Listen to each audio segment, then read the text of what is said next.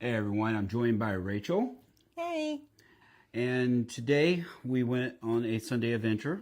Yeah, it was nice. Got to get out of the house a little bit. Yeah, a little, about 2 hours driving, right? Right. But thanks to Facebook Marketplace and hitting the right guy up, we've added something very cool to the collection. It's something that I do have a few of already, Well, one but or two. not particularly this one, right? True. Kind of adds to the collection. And you like her, right? I do like her. Yeah, it's a little different. It's a little different. So, shall I show them I what think we you have should. here? All right, let's take a look at her. That's right, she is a warlock. She's a pretty warlock. Yep. But this one is special. So as we work our way down,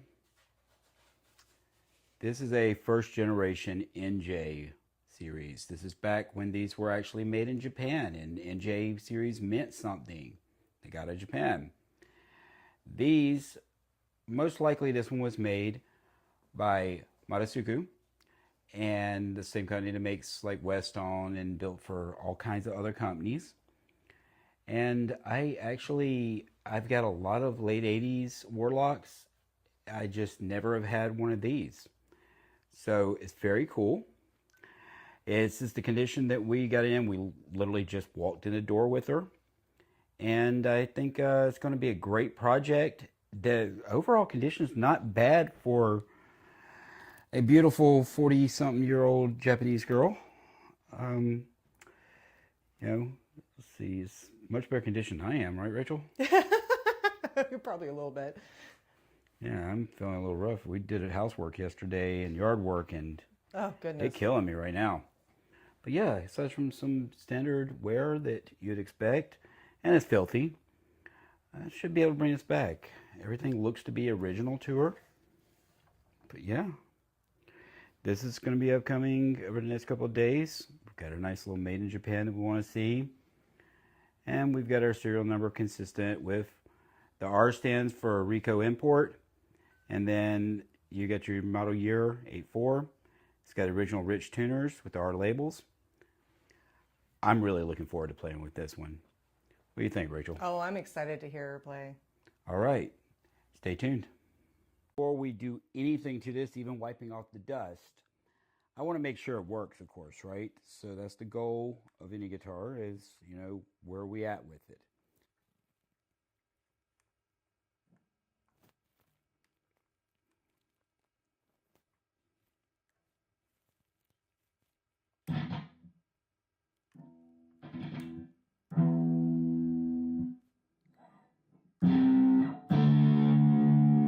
Wow, those strings are rusty.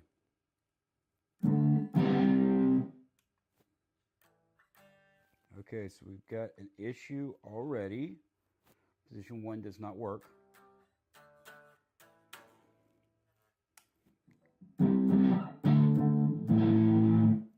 Position 2 cuts. Position 3. So there's some functionality. She definitely needs some work, and this pickup is way down. So we do have neck pickup. The bridge is dead, but it comes on when I'm in the middle position. That's weird. So at middle, so it's probably something in the switch itself. But now it comes on. Very weird. There's a short somewhere in there. Okay.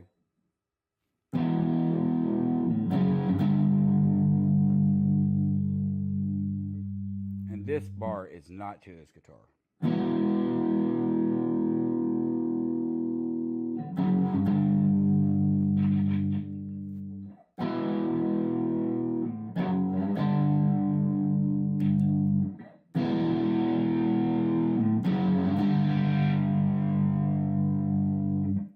So it's sort of functional. So we've got a good starting point.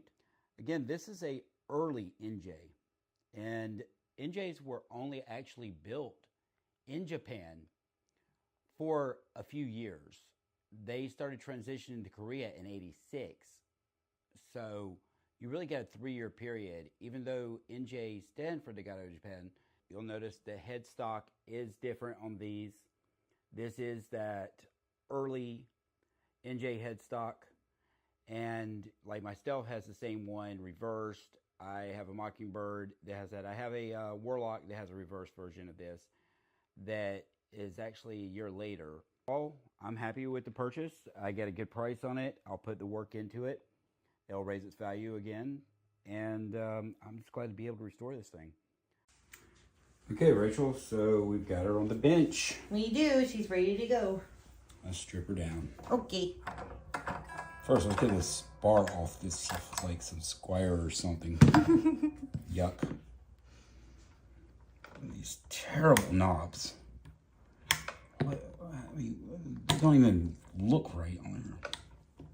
Come here. Bastard. No, now you made fun of it. It doesn't want to come up. Ill? Yeah, ew. Ill. Gross. Okay. I'll take care of that. Let's get these old ass strings off of here too.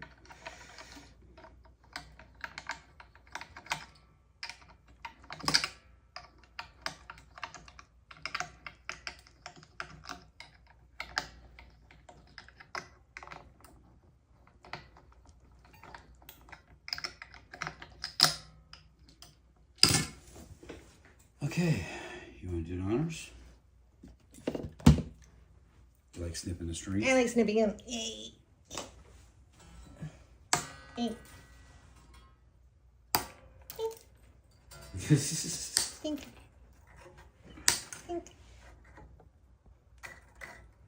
Think. Ooh.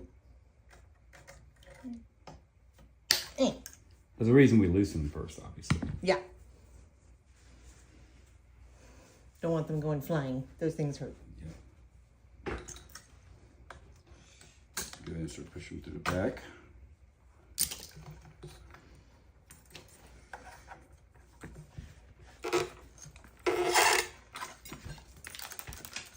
Very rusty strings. Very much so.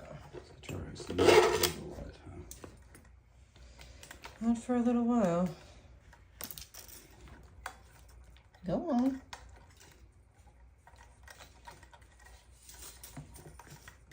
I will come back to you then. Very loose tuner up there. That's interesting.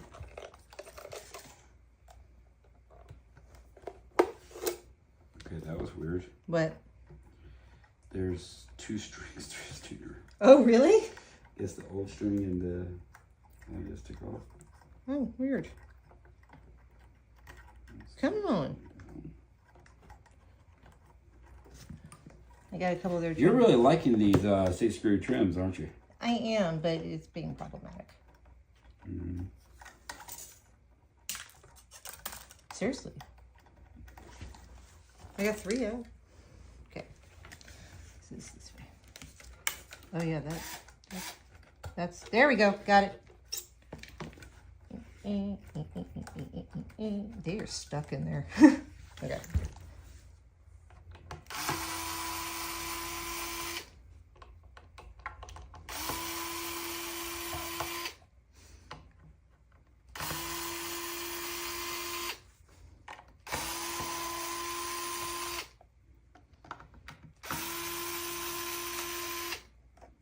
A little more easy access. That would be helpful.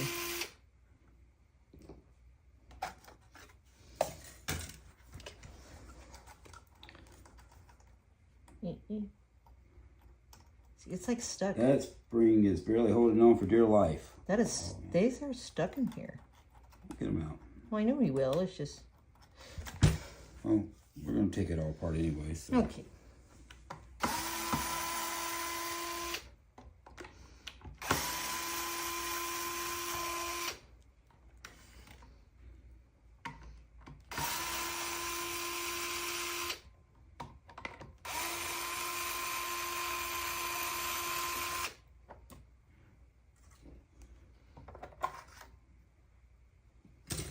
Yeah.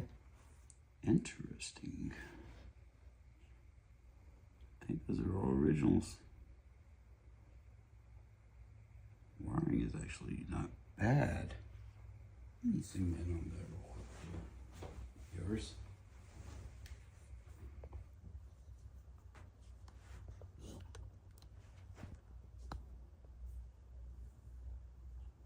not bad. Okay, let's get back to the guitar.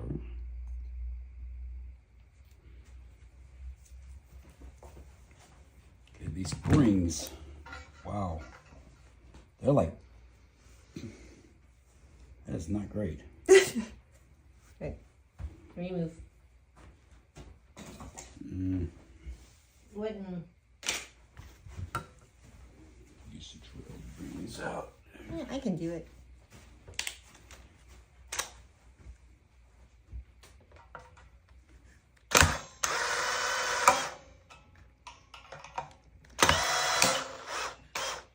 Heavy duty screws right there.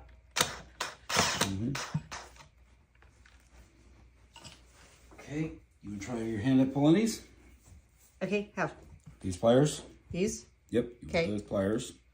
I got them. Grab a hold of there, get a good grip on it, and just pull up. Okay. Ooh, I got it. That's easy. There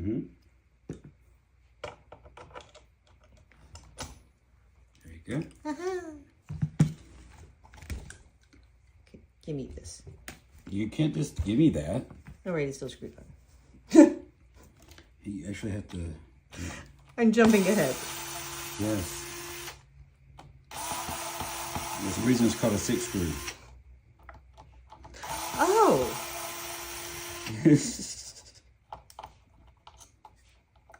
I can't believe I just got that. I was going to keep my mouth shut. I cannot believe I just got that. I've heard you say that so many times. I've looked at it so many times and it just never clicked. Yeah. Oh my goodness. Can I have it now?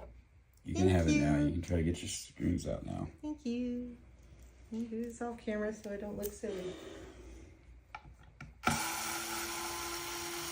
Now let's find out if these are originals. If they're not original, I'll upgrade them. Ooh, I know what I need. Here it goes.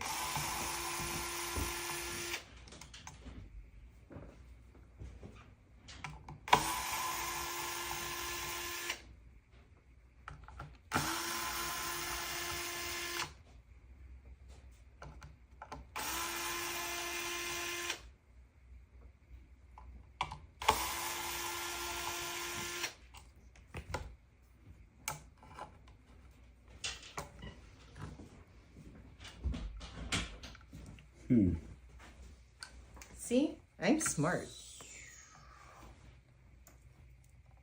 Turn those stamps. Paperclip.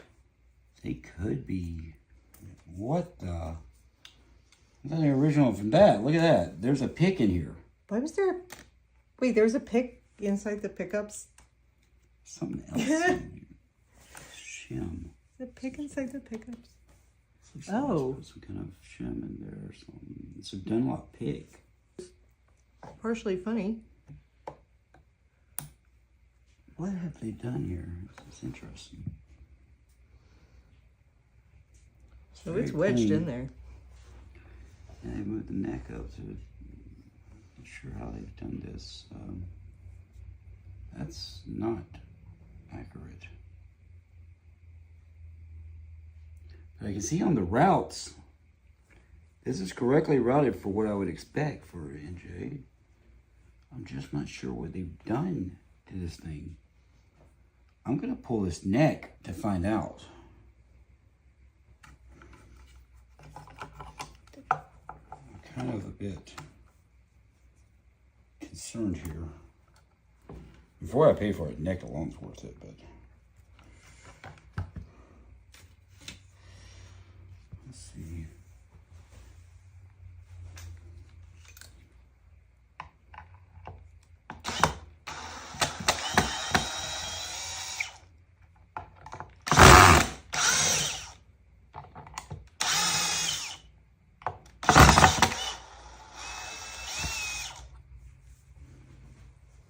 Hoping I don't find what I might find here.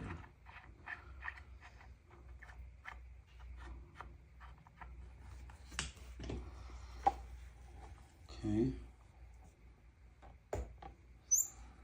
Okay, so everything matches up. There's a shim in there at one time. And that's a shim. That's where somebody's cut a pick into a shim. The original shim's not there. There's the mark I'm looking for.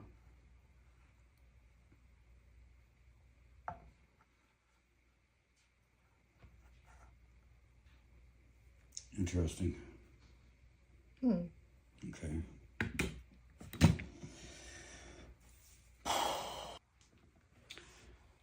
Okay, so I looked this over and I went back to some reference photos and we're good. The thing is, it looks like at some point someone, for whatever reason, wanted a different break angle on the neck. So they did sand. I mean, the routing marks are there just like you would expect to see. Because you can see, I know I'm not picking this up on counter, but the U-shaped routing that Matsumoto did are there. These little half moons, very rough, like I'd expected to see. They did sand in here, and it looks like maybe they were trying to get lower action or something. There was a original shim piece that was missing, so they had jammed a pick in here that they cut down to raise the action on the base side. So I'm not sure exactly why, but they did sand this, and it's very roughly sanded there. It's not a deal killer. It's not a big deal. I did look at the pickups. These are correct. These are probably Fujijin. Could even be Matsumoto. These are what are known as original NJ pickups. That's what they're usually called. There's they're really just Japanese OEM pickups. They do sound good. They honestly, I'm all about originality. But I'm kind of feeling like, since this is going to be a player and the other ones were modified, maybe I go to a set of Duncans or DiMarzios in here when we do the actual build. I, of course, will preserve these as what they were, but I'm not thinking I want to leave them in here just because, as good as they are, I want this to become one of the players in the collection, you know? What do you think, Rachel? I think, well... Okay, so here's my question. So without taking the pickup out, the shim that they created, if you put the neck back in without it, is it going to cause any issues? Is it going to be something you have to fix? A break angle. It looks like somebody actually somewhat knew what they were doing, did this. Now, there was an original shim here, and I can see the place on the back of the neck, too, where it's set. Yeah. It looks like it lost it at some point, or maybe they just wanted a lower action at one point and a higher action at another. I see it. And that's why they decided to route in here and put that little pick in place. Maybe they were getting some fret buzz. Maybe the neck. I need to take a look at the neck and, you know, check it out a little bit, right? Now, if I turn her over and I look into this cavity, what I am seeing are proper date-coded A500K.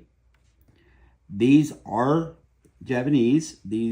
Everything is proper here to these. Now, yes, when these were being built in Japan, they were using the full 24mm pots. These were not the 16s that you often see on import guitars. That was pretty much standard for that brand. They're even carved out where they, from the factory, you can see where they were set. If I do change out the pickup, I'm probably going to change these out and just put something a little bit nicer in here. Maybe even push pulls. I don't know yet. Everything about this guitar shows that, yes, it is original. So I'm not too worried there. Matter of fact, here's our shim that wasn't in the pocket. Where was it? It must have came out when I disconnected the neck. So maybe they wanted to raise it a little bit more, but I guarantee you the shim fits right here. There she is. Oh, wow. Okay. And that's more of a factory type shim that they were using at the time. So you could technically put it back to a more factory angle. Yeah, there's something about this. I mean, this neck has been off. The neck's in phenomenal condition, though. Like, it's not been exposed to light. I mean, even the sticker's good. everything about this neck is really clean for its age. I mean, if you look at, say, any of my other NJs from this period, they're a little bit different. And of course, that's the correct hole. That's everything else. The back I'm noticing is a lot cleaner than the front. Is it possible this was sitting in a case for a long time? No, I think this was hanging on a wall or something. I mean, this is just dryness on the rosewood. That needs to be addressed. Not a big deal. What I want to do is I'm going to slide this down. We'll clear a little bit of space, and if you want to, you can kind of wipe down the body. Oh, absolutely. I'm going to take some measurements on this neck and see what's going on with it. I'm going to see there's a little shim over here. I doubt I'll reuse theirs, but I'll do something. Can I get it cleaner? Yes. You want to start with this. Okay. I don't want to measure out if this neck is straight. It may have a little tilt to it.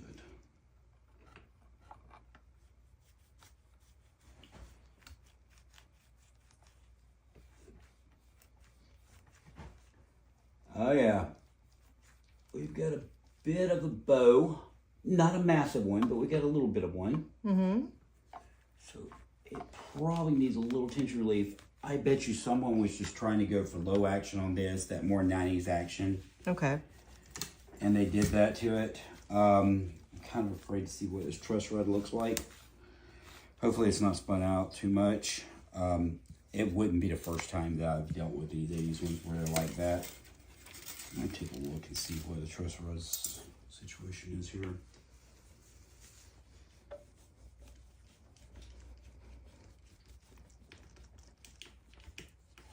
Sorry, trying not to shake the table too much.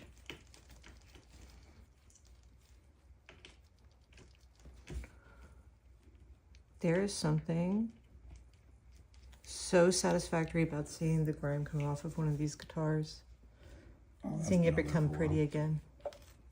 Oh yeah, bringing them back, I mean, that's everything. Okay, so truss rod's not too drawn out. I've got that rough routing I expect to see on one of these. And somebody hasn't gone in and refinished it or anything. Let's see.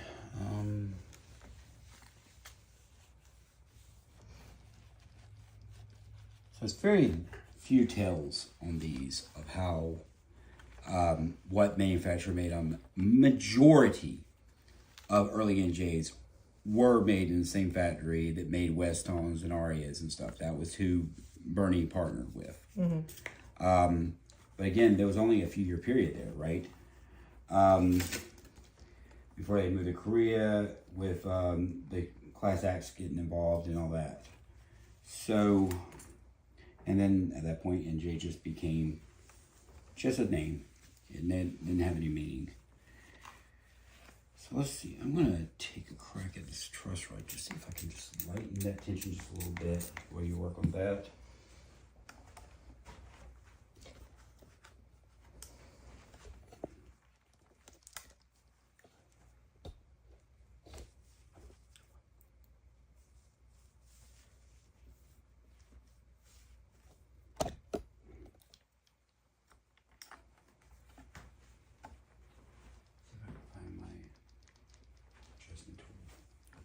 Adjustment tool, what does it look like? It's just a big orange. I gotta find the right one for this one. It's probably one of these millimeter ones. Let's see the light. There's a.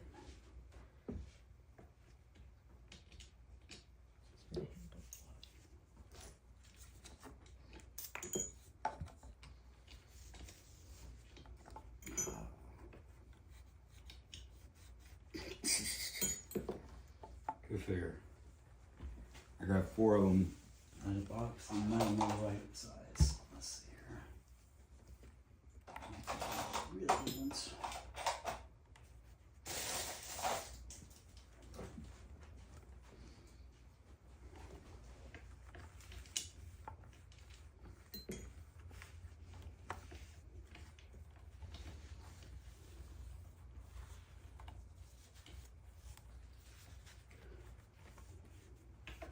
Yeah, I'm having a Goldilocks moment here. Need to find the one that's just right. Yeah. going right in between those two. So.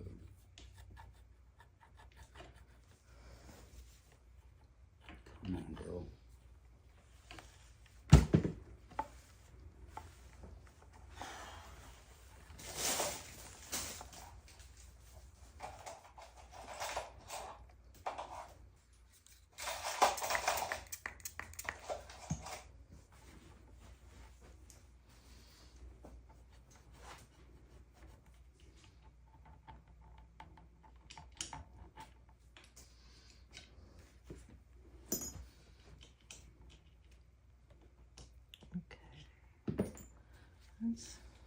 Got a lot of scuff marks going on here. Yeah. Not too much grime though. This one clean up right now. Yeah. We've definitely had others that had a lot more grime on it than this one does. This one just got little beauty marks.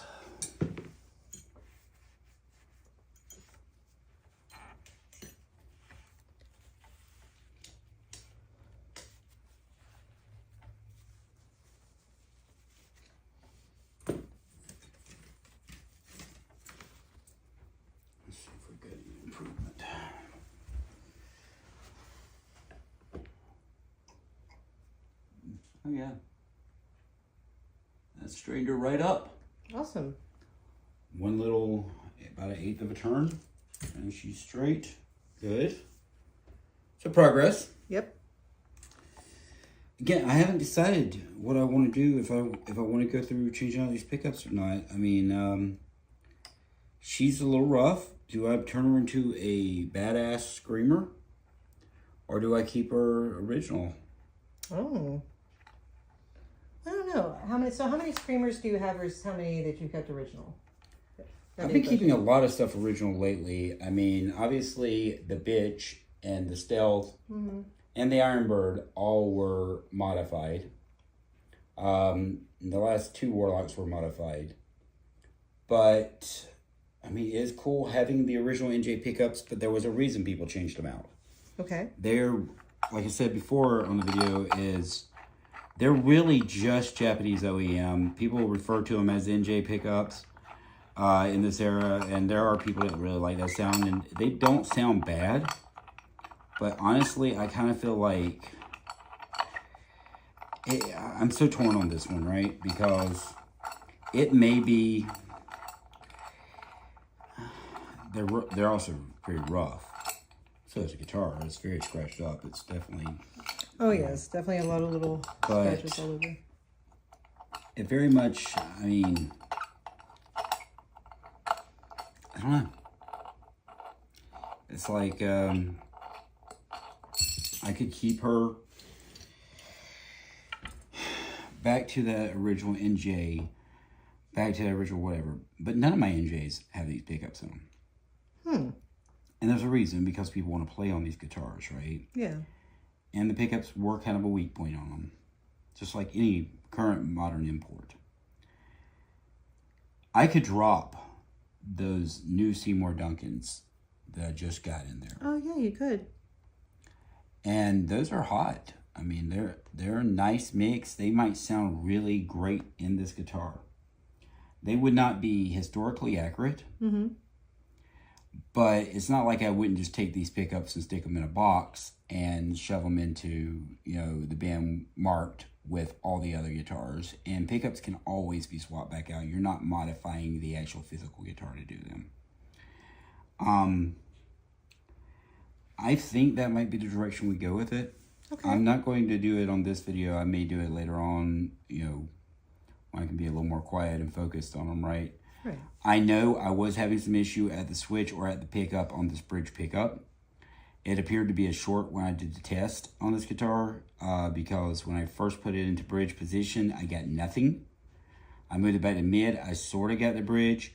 I tapped on the bridge a little bit and it came back. Now that could mean a lot of things. I don't see any cold solder joints. I don't see anything like that. So it's very possible that there is something internally shorted on that bridge, and that tapping on it kind of knocked it back in place, but that doesn't mean it won't cut out again. So I'm kind of feeling maybe the direction here is, you know, we bring it up to some more modern pots. We update the switch to something a little bit better and more modern. Change out that output jack to a nice switchcraft. Drop a pair of Seymour Duncans in here. Or I could technically do this DeMarzius, but I've got DeMarzius another one. You know, we just buffer up real good. We make it nice and clean. And we run with it. And, I mean, by doing that also, that means I need a stripper down. So I could just do a quick strip on the wiring here. And that way we can get into all the little nooks, crannies, crevices on this thing, get it really nice and clean. We could buff it pretty decently and maybe get a little bit of this finish back out. Condition this neck, and then I can just go back through and wire it.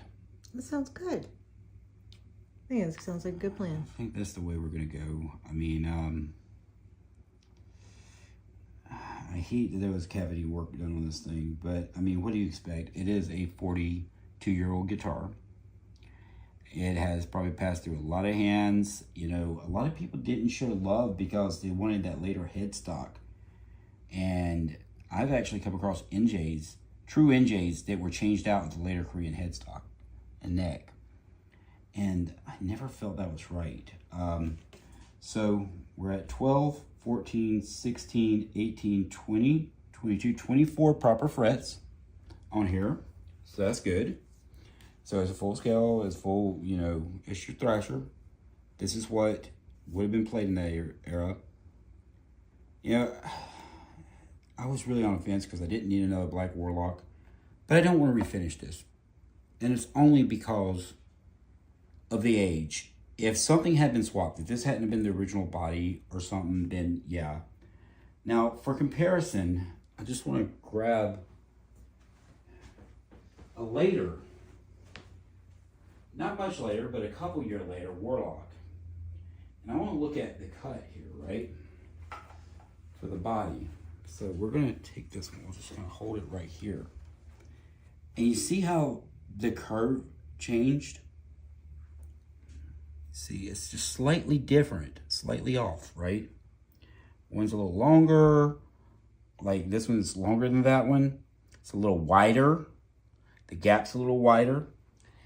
And part of the reason was what I was reading from Neil Moser said, and a couple other guys, that during Class Act's transition, Bernie got really mad and basically fired most of the people at the USA shop. And a lot of them decided to destroy or walk away with the actual routing templates. And Class Acts ended up having to basically go off the drawings and everything else and get it close, redesigning those, especially on the imports. Okay. And you also got to remember these left, this is the original design, or close to original design. There are body differences between every generation of Warlock. That one I just held up is about 3 years newer than this one. And yeah, you can see the difference, right? And that's the difference in machinery, that's the difference in things. And there's little quirks that collectors look for when they're looking for the early ones, because they are different. And this would have been, this is not a USA, obviously, because, I mean, USA is going to have its own changes. But this is early NJ. This is second to that USA. Yeah. This is the early imports. I think I'm going to go against my normal standard. I am going to go ahead and modify this guitar. Okay. What we can do now is we can finish cleaning her up a little bit. I can go ahead and disconnect these pickups and strip this off so we can buff down on this a little bit more. I can condition this neck. We can let it rest. I'll come back and redo the wiring, new pickups, new everything. You kind of come up with a plan for them, of course. Sounds good. So let's just do that. Let's go ahead and just let's kind of see where we're at. See, and this is very basic, your early Japanese, you know, early pickup in general, just 2 wires. You know, really, there's nothing all that about it. Now, I do like the way the drill has routed these. So you see, this is actually really cool. She's got the bare wire going into a shield here. And they left plenty of length here. These, but again, these were just 2-hour pickups. There was no splitting. There was nothing like that. Very basic OEM. The switch is cool. But I'm going to go off of that and just put a standard Gibson style switch in here. I mean, they are neat with these little block switches, but it doesn't really do anything for it. And that switch may be also having some issues at this point based on what I experienced a little while ago when I was doing a test on this thing. So it is cool. It has original parts in it. All those parts will be archived. They will be, you know, put into a bin and made sure that, you know, nothing happens to them. I'll probably go to a more modern wiring design. Again, I may call tap, split, reverse, something with the Duncans, or I may just go straight in. I like that raw dime, screw it, just wide open humbuckers. Don't really care about tone control. I can do tone control all day long with my fractal audio gear. So, yeah, let me pull these guys out and I'll just snip them and we can preserve what's there. Turn this body back over. Just grab some pliers here. And can you get me a Ziploc bag? Sure.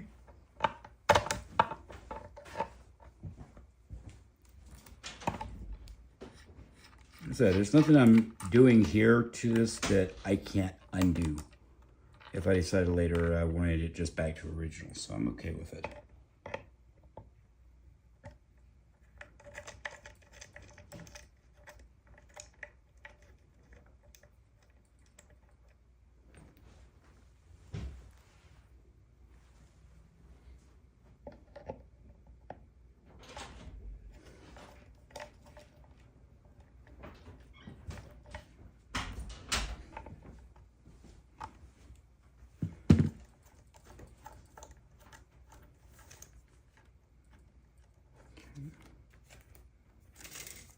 Put all the nuts in there, washers.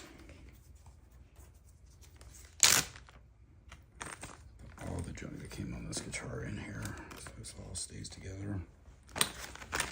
Okay. You want me to get the little screws too for the plates and everything? Those will be going back on it when I'm done, so Okay. just keep an eye on where they're at. That one's not wanting to come out.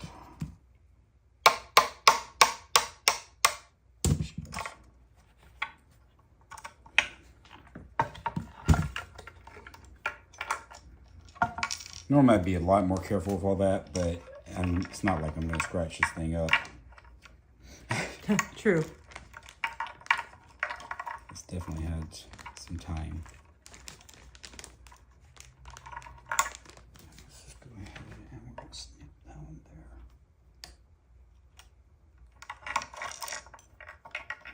Keep this one out.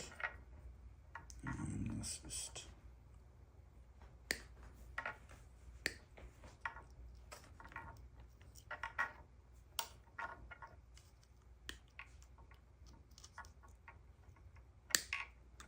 It had 2 volumes going in. And we did it.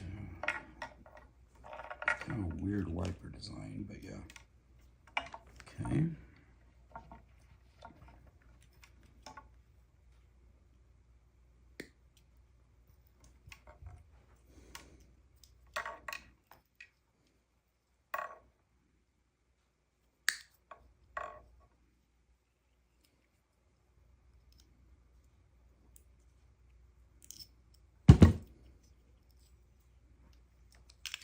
And there's the original circuit.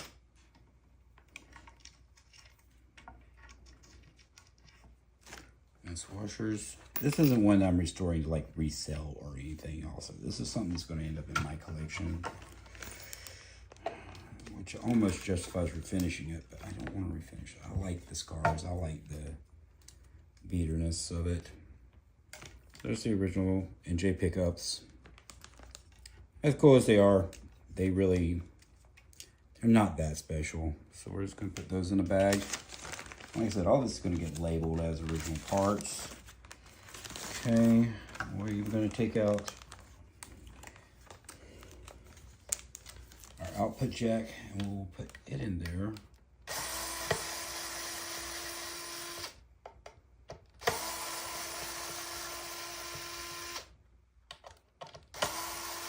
At least this way we're also stripped down to a very bare body. So we can get in there and really just kind of clean on it a bit.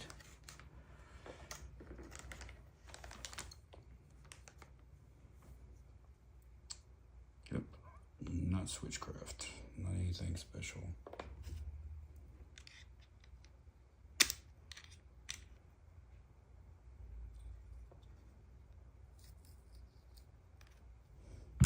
Something a little odd is on the real ones, the real original NJs, they use these plastic plates, but the later, next generation, like first years of the Korean ones, they were actually metal and they were square instead of rectangular.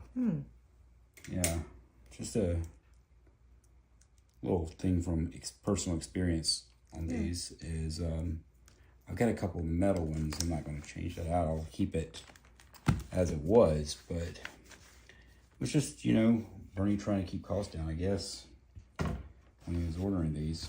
So this guy is ready to scrub down as much as we can. Great.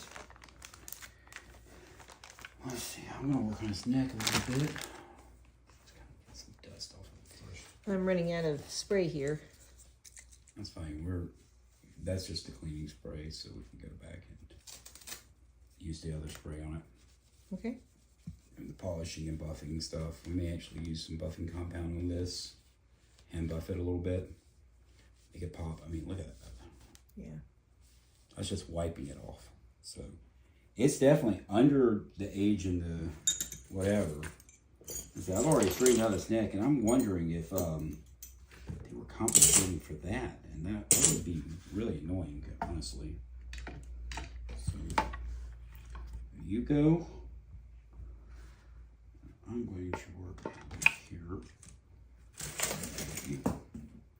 The problem with having just a table in the studio as opposed to room. Yeah, workbench in my actual workshop, which, you know, Randy, if you're watching this, hint, hint, hint, I need the workshop. Let's think about that. What's it going to take?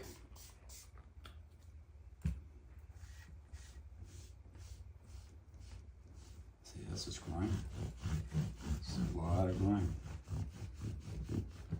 See that? Yeah, I do. Even dry. It's definitely got a lot of grime in it, though. That's your stage 2 stuff.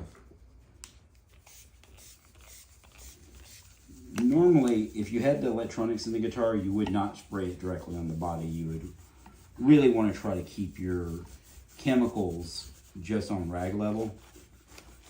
I mean, I'm not exactly not guilty about doing that, but it's just good practice.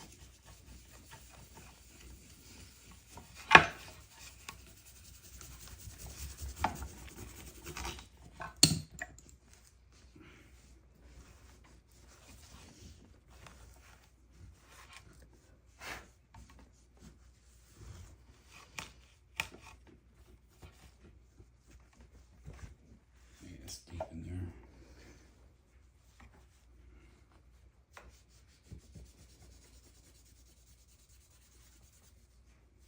Look at that. This is why I'm always harping about these damn miracle cloths. Oh, yeah. That's the fret before. Couple of passes. Yeah. Looks like new. You use them on this and it's safe.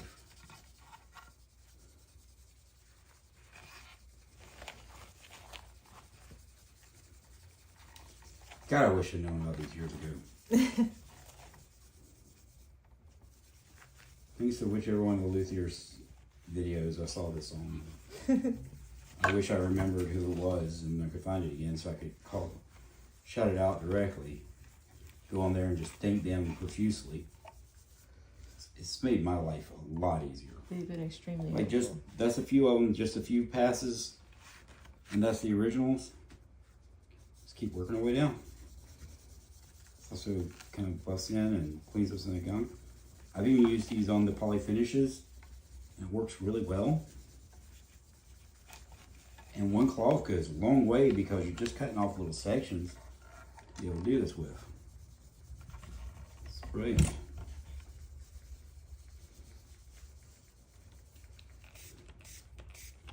It's really just coconut fiber with natural oils. Yeah, it's unbelievable how helpful those things have been. Yeah, it's soft enough you can use it on rosewood. And whoever thought of doing this was just, yeah, they're my hero.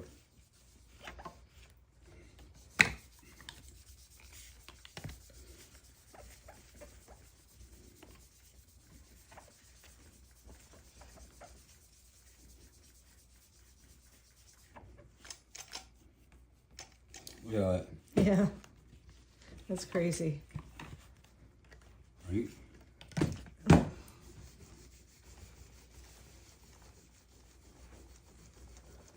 Just pulling all that tarnish right off of them.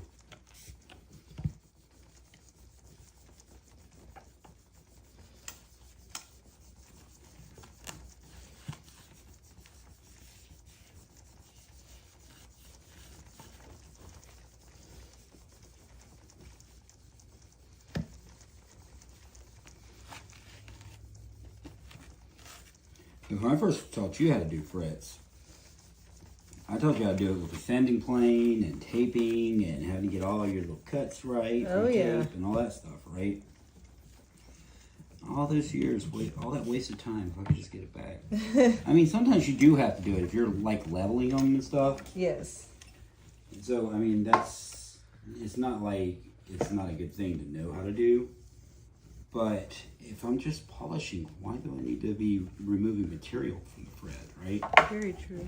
I'd rather preserve what's there. And these frets they're almost like I'm very lightly played on. It's interesting. These are like, there's no real marks, dents in them, nothing like that. Mm-hmm. Taking out the tarnish, they're polishing up just perfectly. Yeah, it's weird. This guitar may have sat around for a while. I don't know. I'm sure somebody played on it at some point. I mean, obviously. Yeah.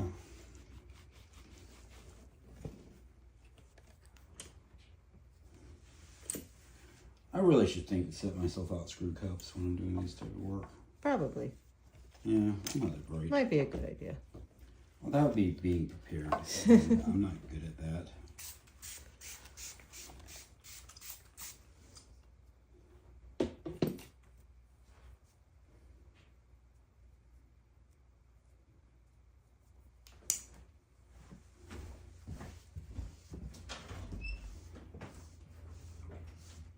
Oh, look at that neck clean up. That shine.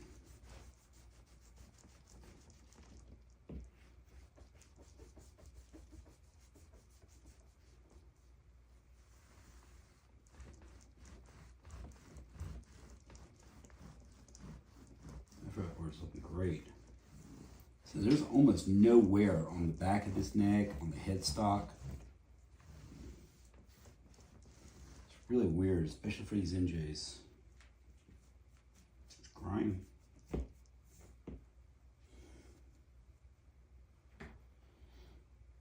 I'll condition that in a minute. And sure, I need to take off these tenders. It's looking great. Look at that. Just clean right up. Excellent.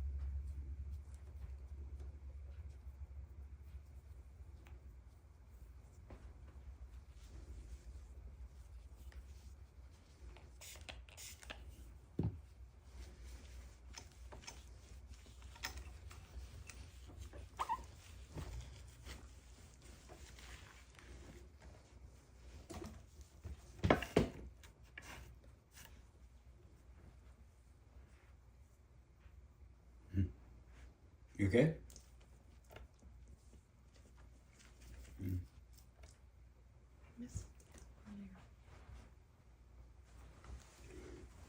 Okay, Rachel, so we're probably not going to get rid of all the scratches, obviously, and I'm not going to refinish this guy. So what we're going to do is we're going to buff it. We're going to use a light polishing compound, some turtle wax on it. And I know you haven't done this before, so we're going to kind of walk through, but you might actually enjoy doing this.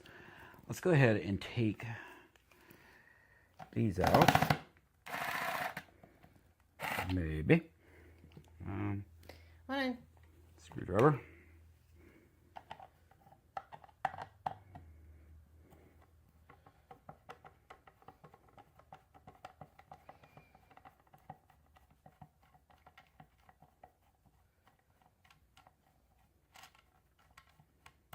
We're just going to polish it a little bit just to get some of the scratches dulled down a little bit. Nothing major.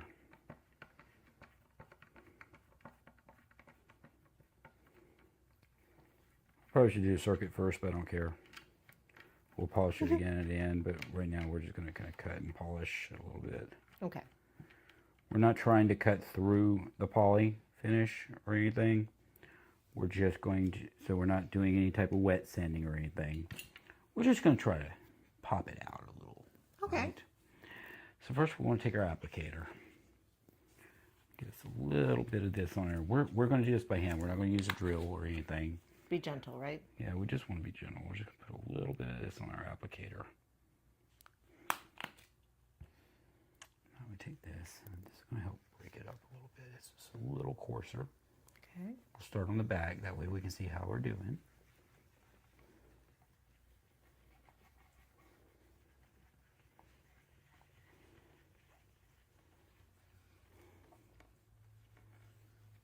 Getting a nice little coat on it. Mm-hmm. Let's get this little applicator sponge in here and get it. This is where you get your first swirls. Keep working that a little bit. Okay. Doing it in circles, right? Yeah. Okay. In circles. And it's kind of like sanding. How you're going from one pressure to another. Mm-hmm. And you're going to kind of polish out your swirls. You're going to lift your finish a little bit with it. I thought this might be something cool to show people that you can do this by hand. I mean, you don't need to go get like a mega buffer like with the Dean, you know, where I've got a brand new fresh coat of automotive clear on it. When I wet sand that, I will buff it with a mechanical buffer. Because I want to level it out and get that glass sheen on it. I see. Okay. But for this, we're not trying to cut the original poly coat. We're not trying to do anything like that. We're just trying to lift a little bit of these scratches and superficial stuff out of it.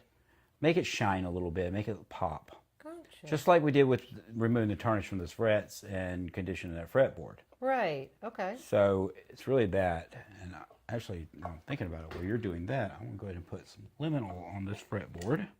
So how many times do I go over with the applicator? I do it maybe 4 or 5 times. Okay. And then we're going to move to the next pad and start buffing it down. And you're going to see a real change here in the way that back looked. And then what you'll find is when we turn it over, we'll do the same thing. It's going to look nice. It won't look new, but it'll look a lot better than it did. I've just put some oil on this fretboard, so we're going to let it sit while we're doing this. We'll set it off to the side. This off camera here. This is how you get that shine back. And I actually, even my luthier uses this, and he's, you know, one of the best in Georgia. I wouldn't send my guitarist to somebody that wasn't great, obviously. So just do the same thing, but with this applicator now, right? But go the other direction. Okay, so clockwise this time. Mm-hmm. Got it. There you go. Now you're in your polishing stage. See how you're already starting to not see all those swirls and all, or all those scratches as badly? Yeah. This is kind of working its way through.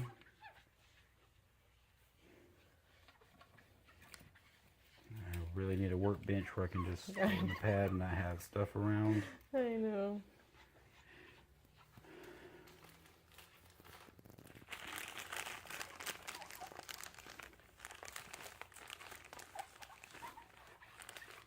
So right now you're just buffing, polishing. Very squeaky. And now you're polishing. You aren't worried about the swirls. You're going to still have swirls. Right. That's what the next page is for. Oh, okay. I take the swirls out. So like I said, it's just like sanding, in that you go one grade to another. Right. That seems like something you would really enjoy doing because you like this type of task. I do. But see how it's starting to really hide some of those superficial scratches? I mean, they're not all going to be gone. It doesn't look like it did, right? Right, it'll camouflage it a little bit. Exactly. Okay. And I'm going to start with this guy right here. Okay, what direction am I going with this one? It doesn't matter. You're just going to get a swirls out. Okay. I'm going to go do the Sharpie trick. Because I like leaving the scars, just hiding them a little bit under a little bit of black.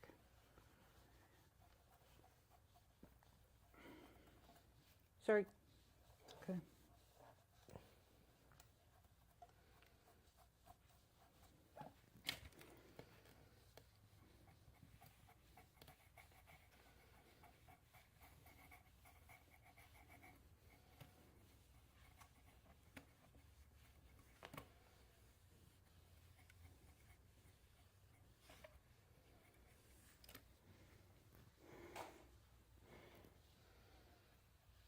Good thing it's not actually any wood missing, it's just chips. Actually, the biggest difference I'm noticing is right here, because when we first started, there was this, you see this, I mean, you can see it in direct light still, this really big crack, but that was a lot more noticeable before we went over. You're really just hiding it a little bit. Yeah. Just giving it a little makeup. Gotcha. Basically, you're not truly repairing them. It's not like we stripped it and refinished it and went through all the hell that we're going through with the ones that are out in the garage. Yeah. With the multi-stage refinishing project. But you're just giving it a little something to go off of.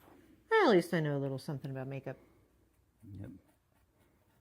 I mean, it's like this. I'm just staining the wood with a Sharpie. It's not like I'm repairing it. I'm not, you know, it's making it look a little less ugly when you look at it. You'll pick it up, you'll still see the scars and the chips, and I'm okay with that, though. Like I said, I like history. You know, considering how many much rougher guitars, hell, that Outlaw right now is far rougher than this. And ain't like I don't love it, and ain't like I won't bring it back too, right? True. Well, Jim will probably bring a lot of that back. I'm going to see how he does on that one. Just let him have at it for a few weeks. Tell him a budget. Hopefully not so much that I'm way upside down. But yeah. How does that look? Looks good. So now, get a residue off.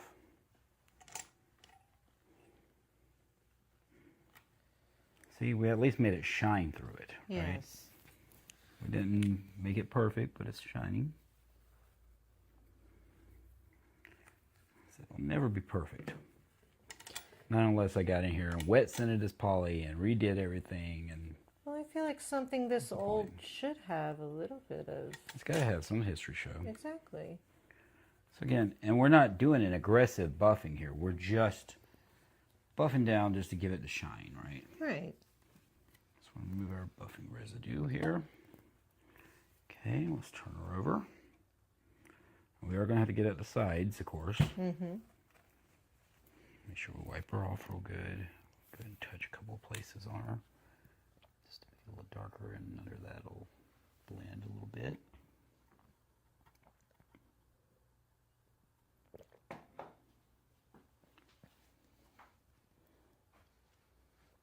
Rachel is fueled by Red Bull and wine. Always. Mm-hmm. Do an advertisement. Rachel, brought to you by Red Bull and wine.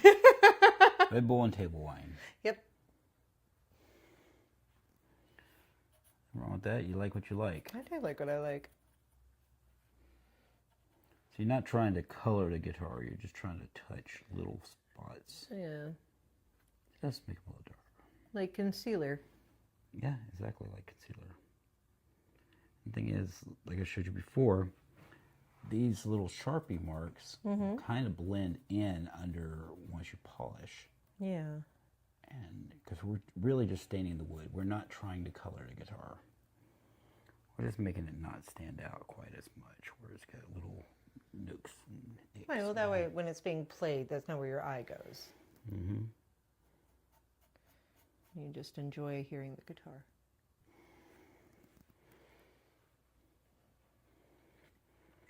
Okay. Okay. Now, where this is really going to help is right here. These little superficial, like, pick scratches Yes. and swirls, you're basically going to reverse. Load me up.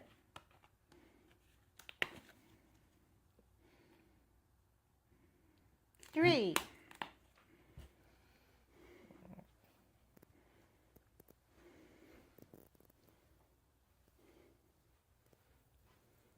The Sharpie won't come off by me doing this? If it does, I'll just touch it again, but Okay. it should actually kind of blend. It's staining the wood, not the finish. Gotcha. We're just trying to cover up the yellowing. The wood shows. Just making sure.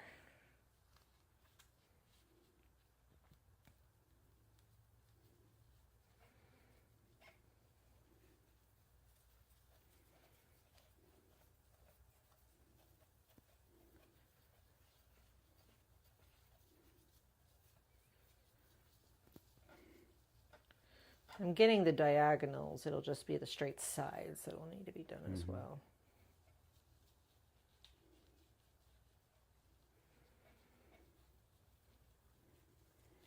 So this is actually a polishing kit that I bought through, what's this Mac? It was Guitar Genius.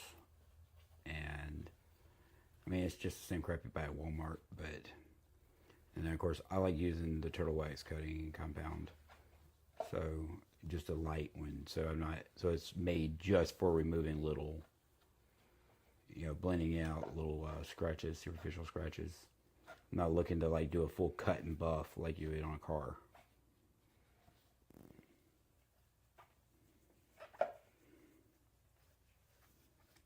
Just trying to make it shine so the black shines more than the... Make it all pretty again. Although with the turtle wax on it, got this marbling look that's kind of neat. Okay. Then I switch, right? Yeah, you can switch over to the black pad. Other way, right? Yeah, it doesn't matter, but we're just doing a 3-stage, so. Okay. I said this isn't a full-on... I'm going to learn how to do it. I'm going to learn how to do it right. Yeah.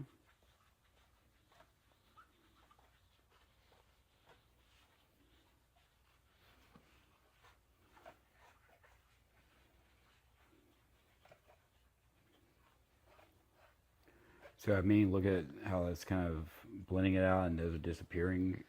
Well, it's always already looking so much better.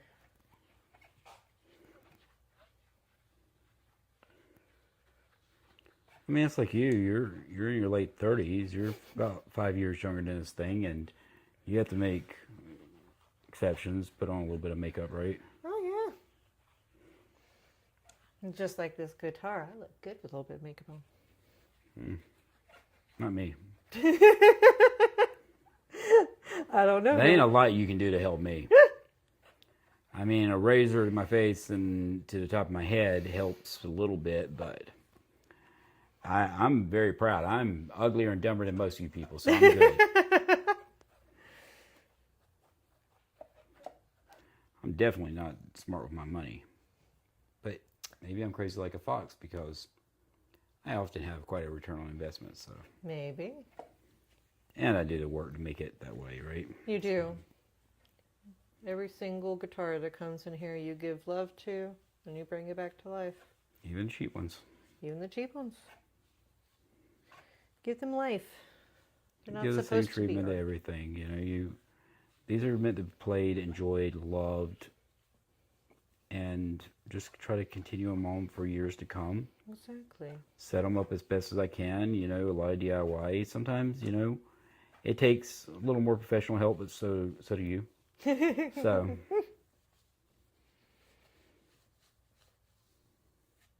I could use some professional help. Couldn't we all? Let me give you a little more light over there. Aw, That'll be nice. that's so sweet. Aziz, light.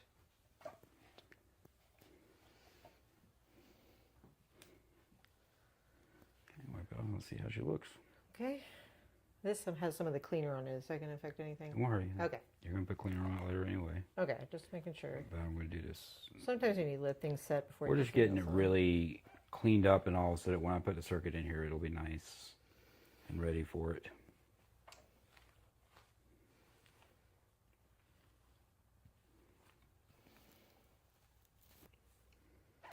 Don't forget, we still got to do the sides and the horns.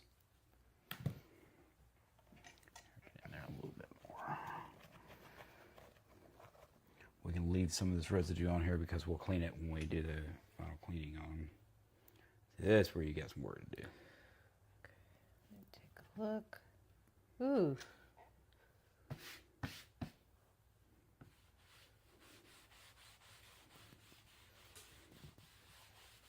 Got a little vacuum right there. Well, getting a little schmutz. Yes, people, she is Jewish. Well,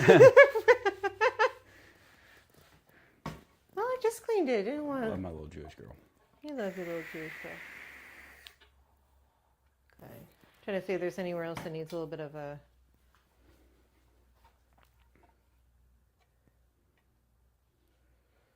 It doesn't look like Sharpie's really needed anywhere else. No, we've touched the wood, so it's not time to dry, so.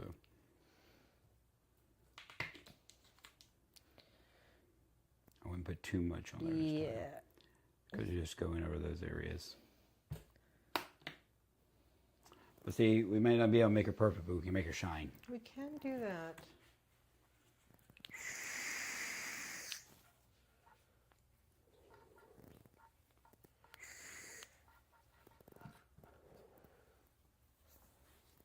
I mean, all the other guitars in here are shiny. Very. Well, especially a couple of them like that. One that I haven't really done anything to yet, or that one that I haven't done anything to. Okay. Or the other one that So, I haven't done anything to. There's about 4 or 5 of them in here that need a little bit more clean, love, and shine, but they're all on the list, and everybody will see them eventually. They have not been forgotten. Need to take apart the RWG and get it back too. That Ravens guitar is really nice, and I need to bring it back. I need to do something with that Dean. I need to finish this Dean and finish that Hyundai but it's got some time. Those have to dry the rest of the way, and that custom body that's kind of I just painted with that seafoam green, which actually it's looking looks so freaking good. amazing. It's looking so good. It was just a trial run to see if I liked that, but I love it with the green showing through it. Oh yeah, no, it looks fantastic. Doing so that far. triple coat for the transparency. I know it still needs some. That's going to be a killer guitar. Oh, it will. Somebody suggested putting colored pickups in it. They recommended, I don't want to use cheap ones, obviously, Right. but I got where they were going with it was they had these that were like purple and pink. Oh. Like the different bobbins were a different color. Yeah. I was like, that would actually look kind of interesting. It would look very 90s, like early 90s-esque. It would. Which I'm okay with that. I love it when you get these evil-looking guitars and they're in these ridiculous colors, obviously. I mean, I do own a USA custom, hot pink ST3 with Bill Lawrence original pickups and all that, OFR. Yes, you do. Because those are awesome. They are. They're a Wild lot of colors fun. on evil metal guitars is awesome. Plus, with the seafoam green, they go with a pair of boots I have. So. I know that's why you like it. That's That why you is like why the I blood like it. splatter also, because you got the Dawes kills that. Exactly. Exactly. that It's too. all about accessorizing. Yeah, you can have your fun with it. I'll have my fun with it. I know you like playing dress up with the guitars. I do. The funny thing is you can't play a single one of those because you're a lefty. I am a lefty. There's only one that I can quote unquote play. Well, that's because I'm nice and I bought you a 2025 Kramer Striker JD love my with guitar. all the little options and stuff. Now you just need to play it more. I do need to play it more. Bought you a nice little amp. I know. Practice on, and I've seen Things you play have been busy. I've seen you play the new keyboard. Well, new to us, late 80s keyboard, more than I've seen you play your guitar lately. Well, Because you keep walking past the keyboard. Maybe I need to put the guitar right there next to it and be like, here, Rachel, probably. get to work. You were so out of sight, out of mind. I am so out of sight, out of mind. It's so bad.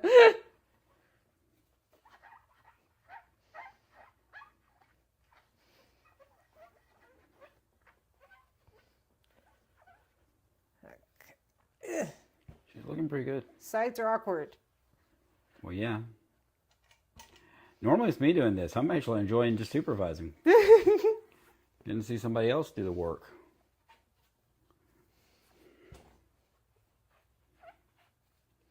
Got the touch of the Sharpie there on that corner. I may have missed that.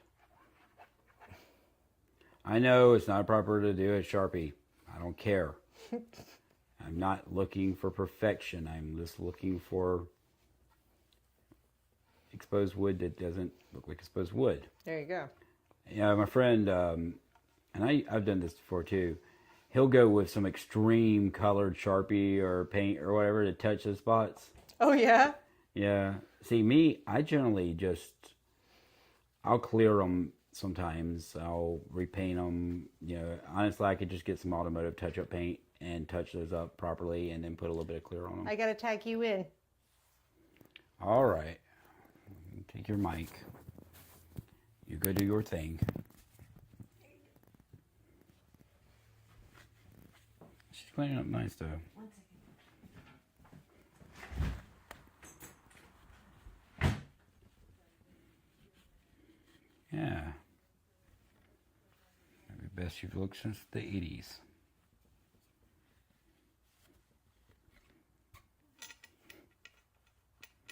Guitars deserve love. I feel that way even about some of the lesser unloved ones. You know, maybe they aren't a collector piece or whatever. They're guitars, man. At some point, somebody cared about them enough. Somebody wanted them. Somebody played them. Somebody enjoyed them. That's what they're about. They're not about just sitting in a case or being a trophy piece. They're about being enjoyed. You know, somebody might have learned their first Slayer riff on this thing. Or Poison riff or something. They're probably a better guitarist than I am at this point. Somebody might have played their first show with it. I really wish we could have the history on these things. I love it when I find history. I mentioned the other day that when I bought the Estate guitars, which, I mean, had Ibanez Prestige, Team J Crafts, just a lot of really cool guitars, as you guys have seen.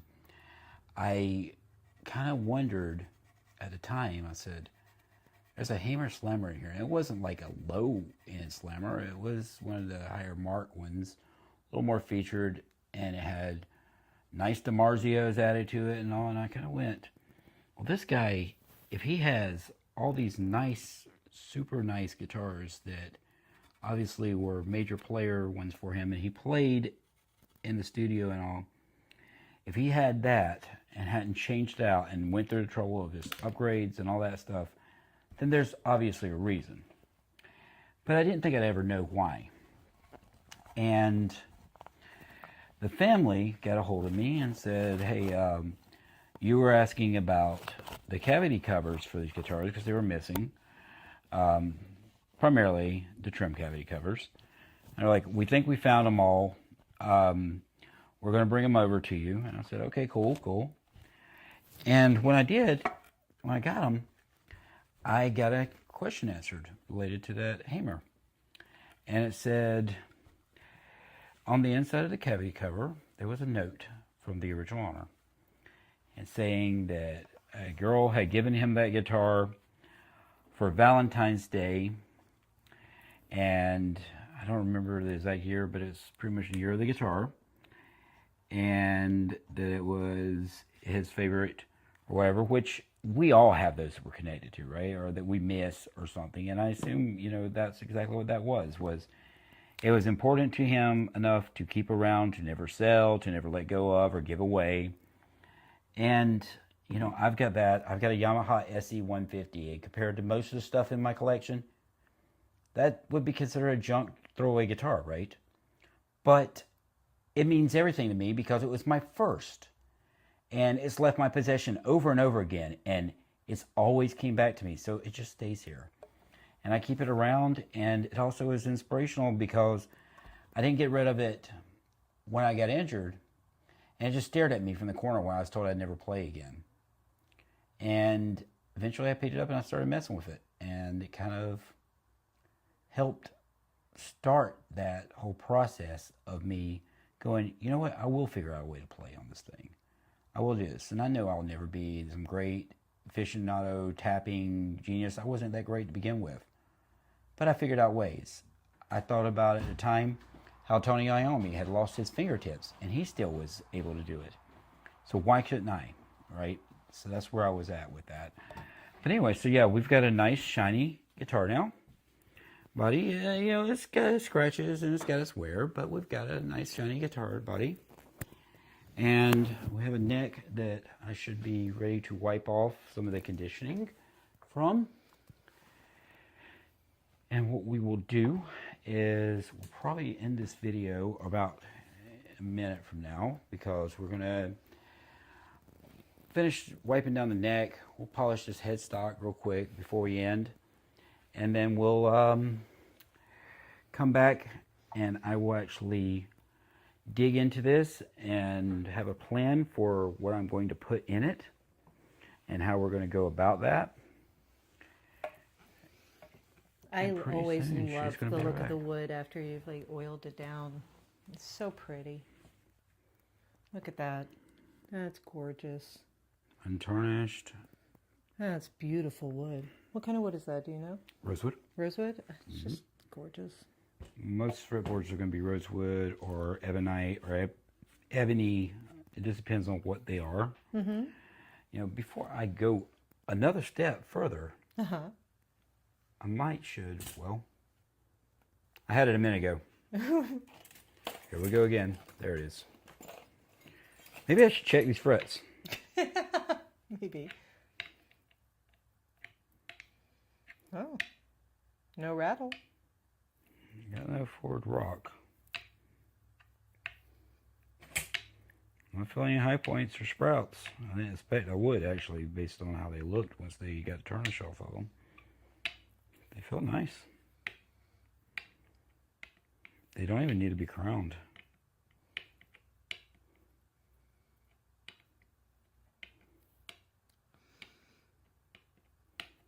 I'm not hearing any All rattle. 24 are nice. Okay. That's a nice surprise. Do you want to take those off and go through the same thing here? It's up to you. Ooh, what's this? I don't think we really need to buff this one so much. I think we just need a cleaner. Yeah. She's actually doesn't have as much. Hold that for a minute. Thank you.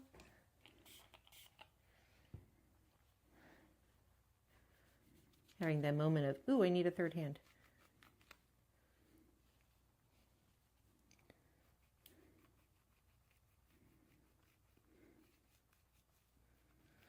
As I said, the front of it needed some cleanup, but the back of it is just shiny. Even the sticker isn't rolled up or has anything on it. It's crazy. That's why I thought it was in a case this whole time, or an open case. But I guess on a wall that would make more sense. And the guy that I got it from, he seemed pretty young, so I don't think he got this new. No. But who knows what it was like before, I always wonder about the people who've owned them before.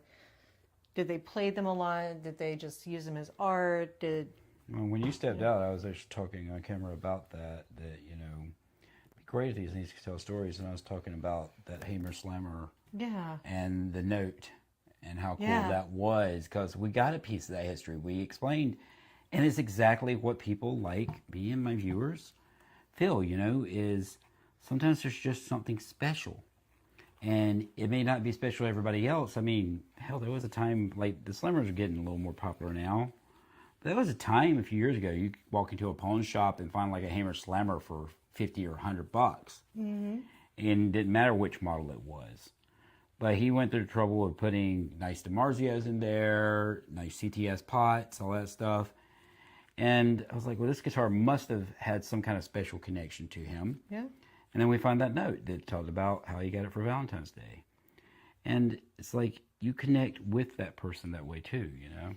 I feel the same way about things that I collect too. It's just you're attaching yourself to somebody from the past, whether what you're getting is in really bad condition, maybe it was just well loved, or maybe forgot about, or the ones that are in pristine, like was this like the prize of their collection? You never know.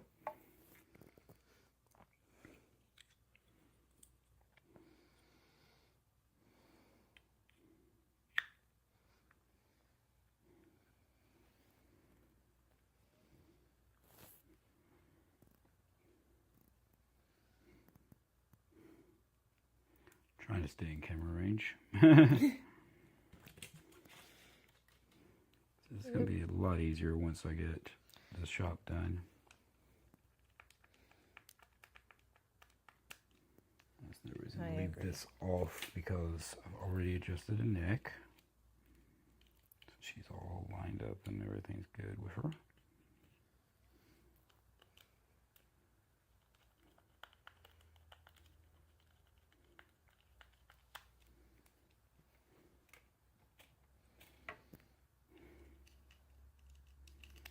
There are significant differences just in the neck construction and all, as they evolved, I guess, between this 84 and my 1985 Stealth.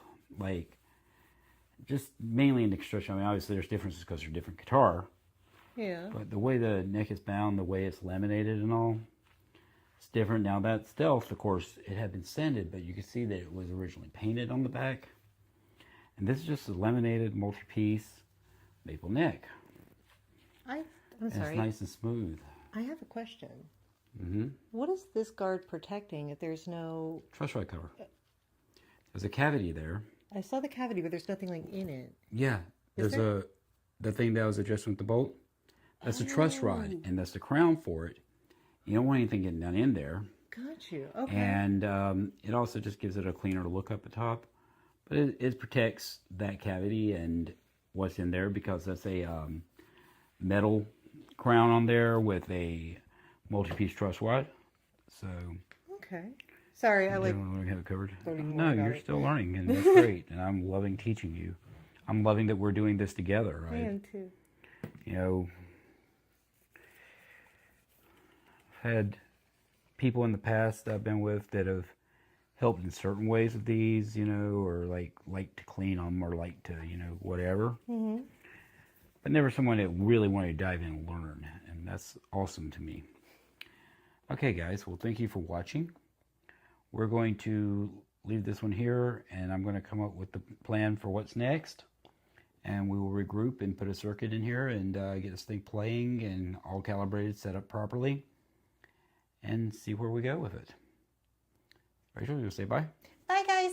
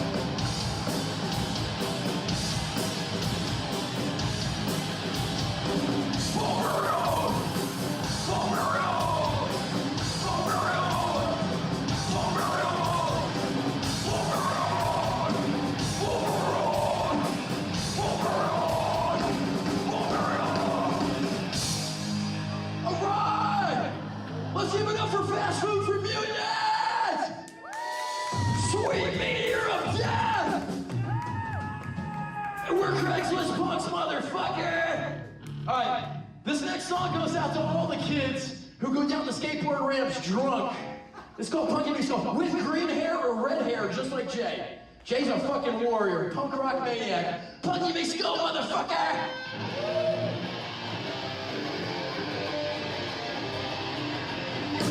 Punky me skull, give a shit.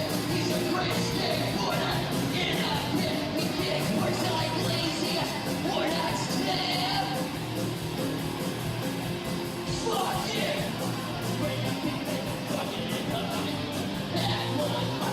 Stay or die, keep an ass back in that pit.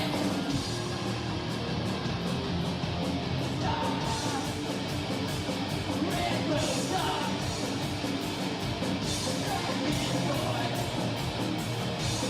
Dragon boy. Wow, wow, wow. Red Bull stop. Dragon boy.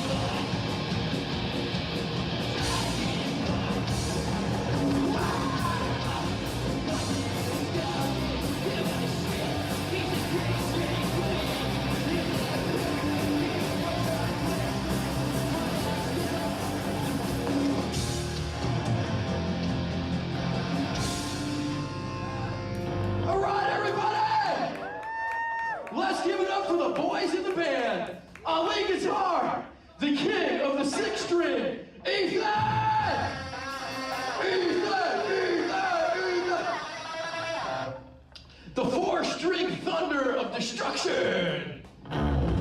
The son of Gene Simmons! We got rock! And on the drums, the greatest man to ever hit the sticks and the skins, the Skull Crusher! We call him Chris Skull Crusher! Skull Crusher! Skull Crusher! Chris, my name's Dan Carr. I am by no means a musician. I'm not a trained singer. I'm not a guitar player. I'm here to promote my YouTube channel, Craigslist Punks. Look up Craigslist Punks and look for that. That's my YouTube channel. Give me money. I live in my mom's basement. I'm desperate. All right? I'm punk, man. You see that? That tattoo says punk. Yeah, that's punk, man. You know? I don't have a job like some of you 9-to-5ers. All right, this one's called Cat Claw Crawl, because that's all you motherfuckers!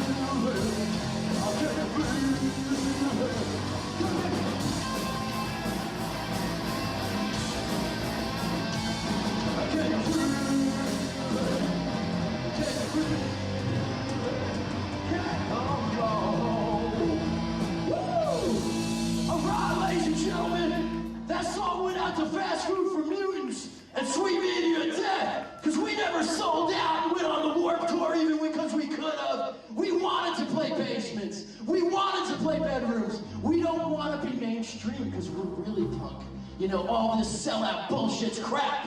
And I love Powder Keg too. All right, this next song goes out to Johnny. I love you, man, but you're a snot-nosed fucker.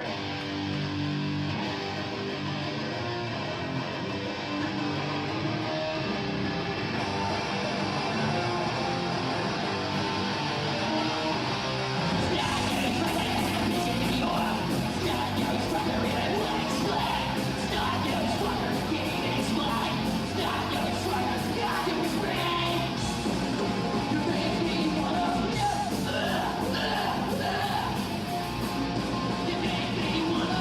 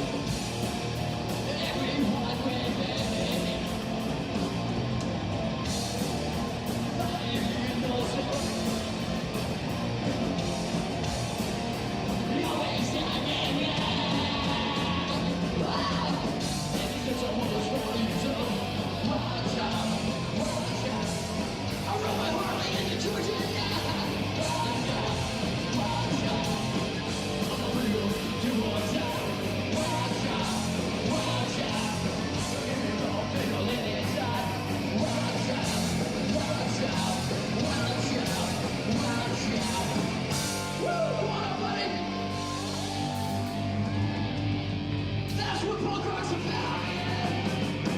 Woo! One more high five. Woo! High five, baby. That's the future of punk rock is now, man.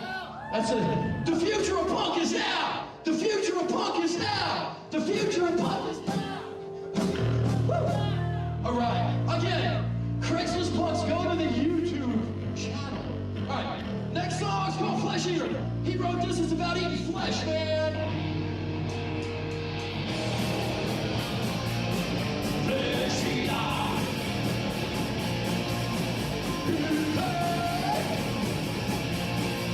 Now the liberty and this heart. He's gonna get eaten. He's gonna get red. Get your head off the red. Got me right to the devil's way. We're turning around on you. Well, do he's like baby, as your blue hell in a pool of your blood. You lay down on the ground. The blood is all around. You're not here for the world. Yeah! Flesh eater!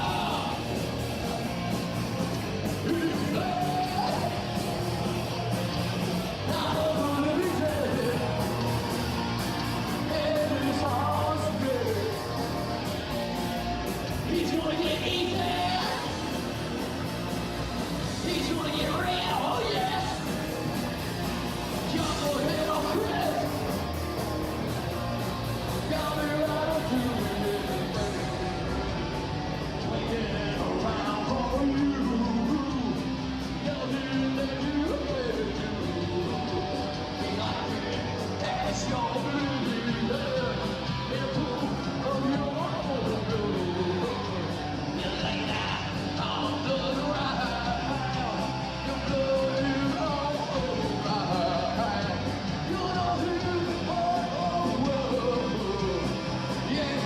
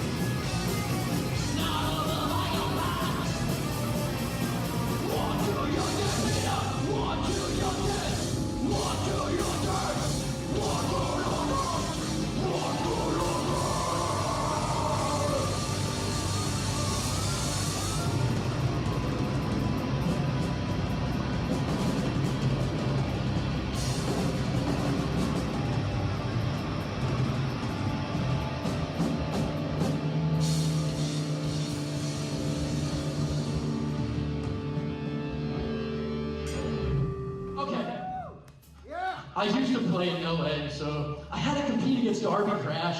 I had to compete against Gigi Allen, so a little bit of nose picking isn't gonna hurt anyone. That's punk. What the hell? That's punk!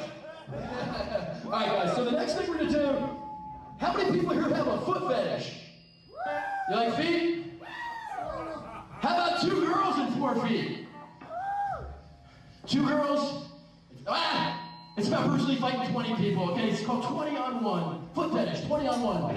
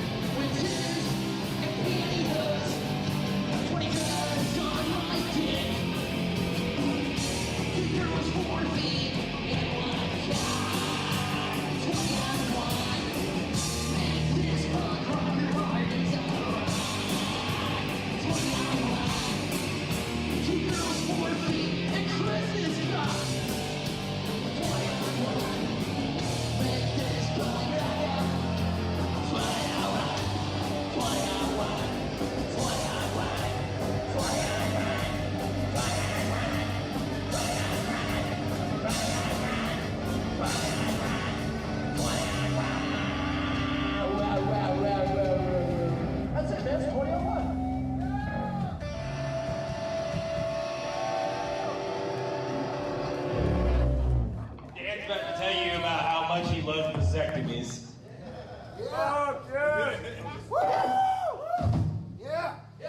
So, I got divorced. It was a really rough divorce. But then I immediately went to the clinic and got a vasectomy. So it's been 13 years, playing in punk bands my whole life. I have no children. And it's good, because I'm able to do this every day of my life. You know, so it's punk rock, man. Vasectomize yourself. Okay. And it's also good because it helps women because they don't have to take birth control. Okay. I think my guitar's off. Alright, men have to take part in reproductive rights too. Get a vasectomy, you jerks!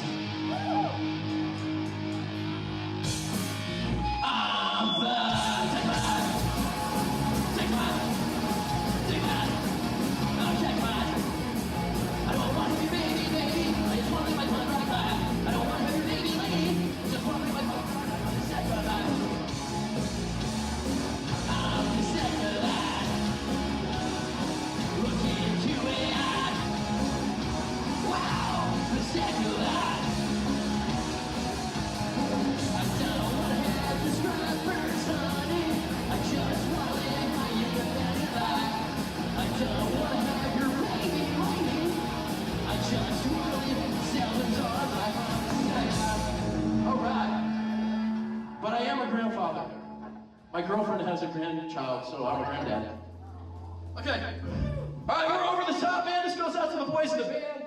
By the way, graveyard hours. We got Rhett. Got Ethan. They're in a vehicle graveyard hours. We got Chris from Sweet Meteor and Dad. Over the top.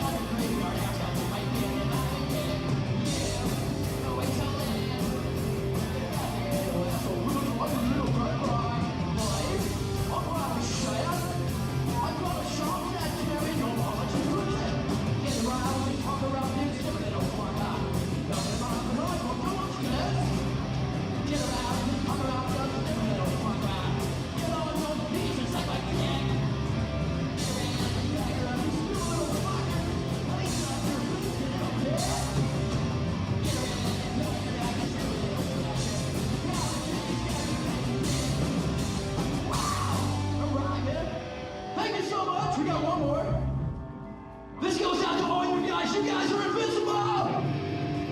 We're Craigslist Pop.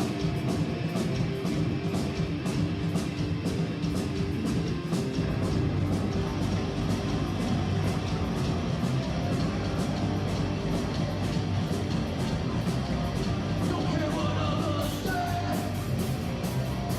Do not over here. What matters what you feel. Either me or yeah.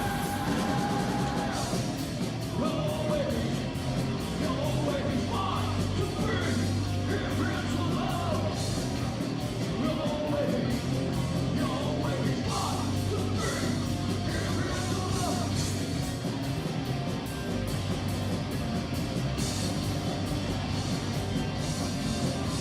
Invincible like yourself.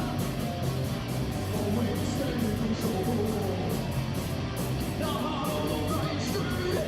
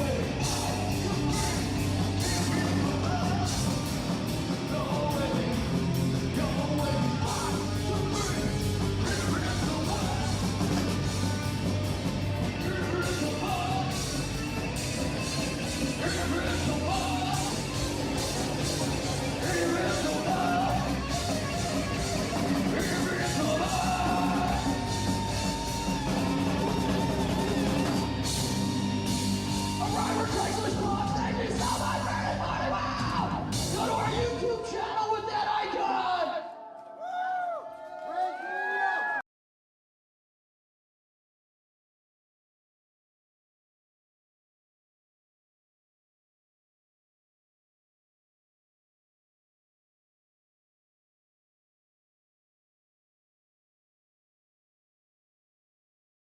I'm not actually feeling so hot today, so I'm not going to dig in too deep, but I did decide that it was worth just getting up enough to like throw the BC Ridge together. And what we did with this 84 Warlock, we dropped a pair of Seymour Duncans in here. One of them's a full shred, the other one's an Eco 2. Neck pickup, just like the Charvels have, I did single tone. So each pickup has its own volume. 3-way Gibson style switch, cloth wiring between everything, fully grounded. Let's see how she sounds.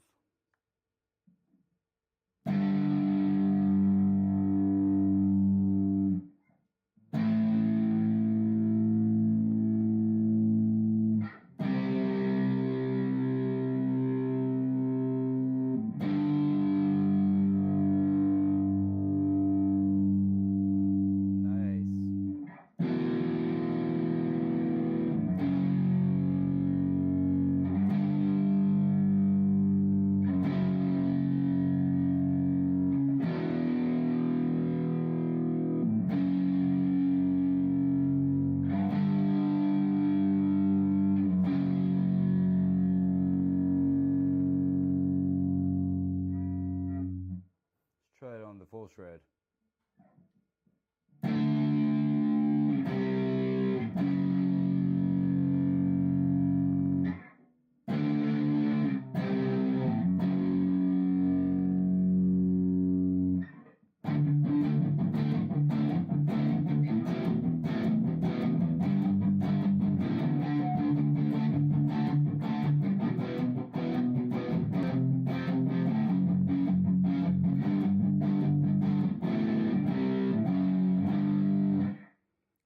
sounds great. I mean, let me change the height of the full shred a little bit, get a little bit more response out of it. I think I've got a slight short on my wiring, but not a major one. It does switch between. I had a totally 98 Teenagerette. I was going to put the plastic surrounds on the Seymour Duncans. I couldn't help myself. I had to put the flat metal ones like we used to do back in the 90s. I mean, it just fit, you know? It's like some kid got his PC Rich out of a pawn shop, older one, wanted to make it as metal as he could, get that kind of depth, you know, whatever. But yeah, I'm digging it.